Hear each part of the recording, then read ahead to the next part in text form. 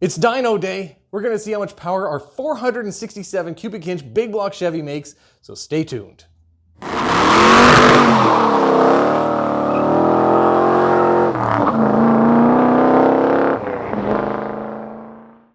In the previous video, we did the full build of the Big Block Chevy. If you didn't catch that, go back and check out that video. Otherwise, I'll put on the specs right now. It's a 467 cubic inch Big Block Chevy with 10.2 to 1 compression ratio, Brodix Race Right 270 cylinder heads with CNC chambers, a hydraulic roller camshaft with 229-241 duration at 050, 590-569 lift, and 109 lobe separation angle, and it's set up at 140 degrees.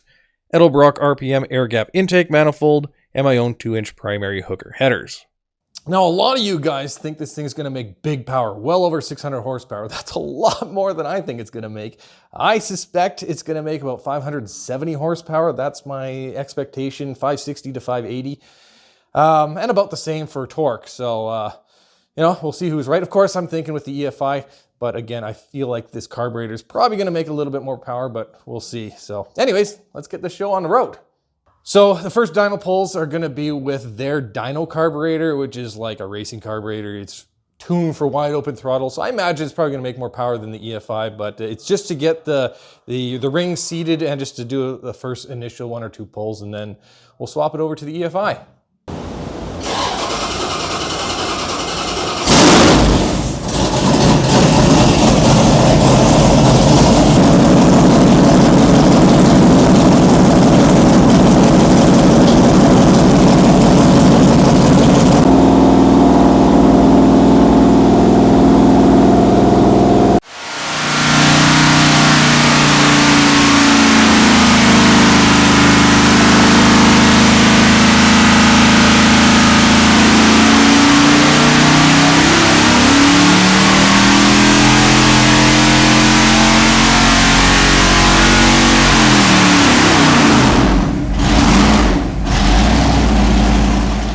So the first pull made 561 horsepower and 580 foot-pounds of torque with an extremely flat torque curve.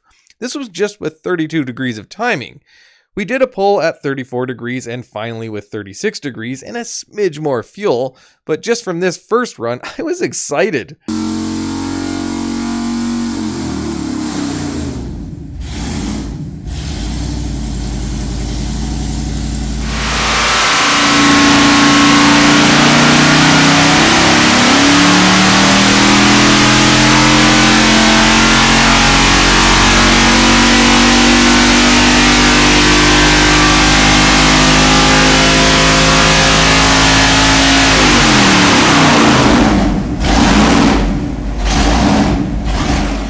As one would expect, the engine responded to 36 degrees, 579 horsepower, and 591 foot-pounds of torque. Its low and mid-range is just insane. Though I do admit I expected the engine to carry a little bit better around 6,000 RPM, but we'll talk about that later. So we completed the first few dyno pulls with the carburetor just to make sure everything checks out good and the rings are sealed.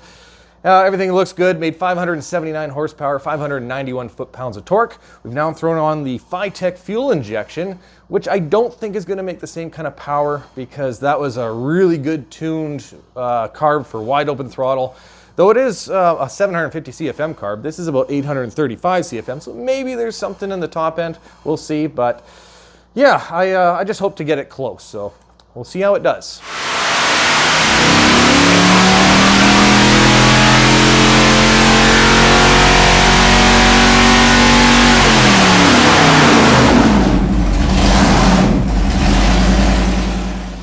No surprise the EFI was down compared to the car, but this was just with my old tune adjusted with 10% more fuel, and we went back down to 32 degrees of timing. 573 foot-pounds of torque still isn't too bad. So on this data log, this right here is our map sensor, and we actually have a lower load on it, so I'm going to need to adjust because we're targeting 12.5 in the system at wide open throttle, and it only thinks it's 12.6, so I need to make an adjustment there. Also, interestingly enough, the coolant temperature in the manifold is significantly hotter than it is on the dyno. So, got a couple of changes to make, and we'll see if we can make some power.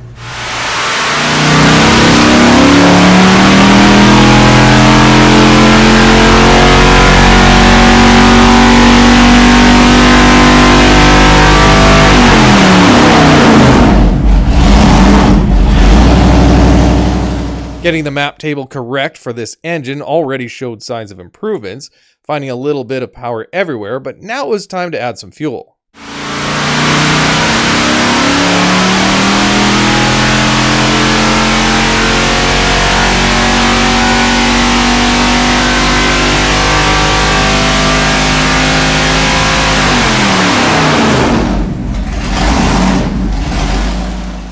The engine seemed to like the extra fuel, so we upped the timing to 34 degrees, now making around 580 horsepower and 580 foot-pounds of torque, so moving in the right direction.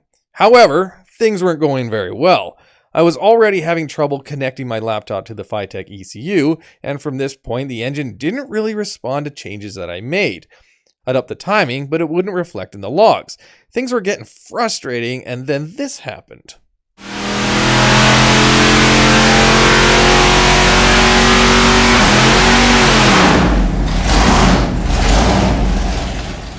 A big pop out the exhaust. It appears to have been unburnt fuel in the pipe, but why?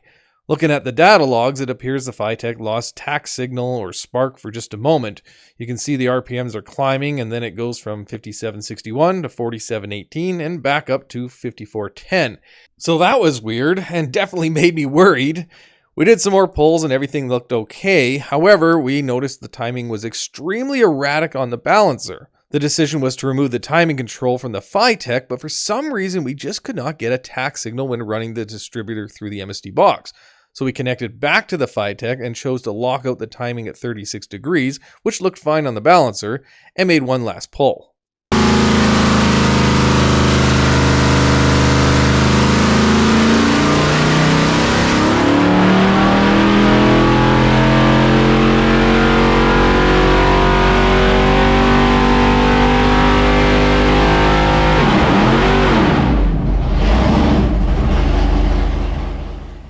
As expected, the engine liked the timing, making 577 horsepower and nearly 585 foot-pounds of torque, but once again we got a pretty nasty backfire. Looking at the logs, I again can see a drop in RPM at about 6100. It wasn't a rev limiter, and it doesn't look to be a tune issue, but there was something going on with the electronics. Well, the runs with the Fitech didn't go so well. It looks like there was some sort of electrical problem, whether it's interference or something to do with the ECU, I don't know. But there was a lot of jumping in the timing, like we're talking a lot. And that's when there was timing control. We locked it out on that last run and it had a big misfire. It seems like it's losing tach signal.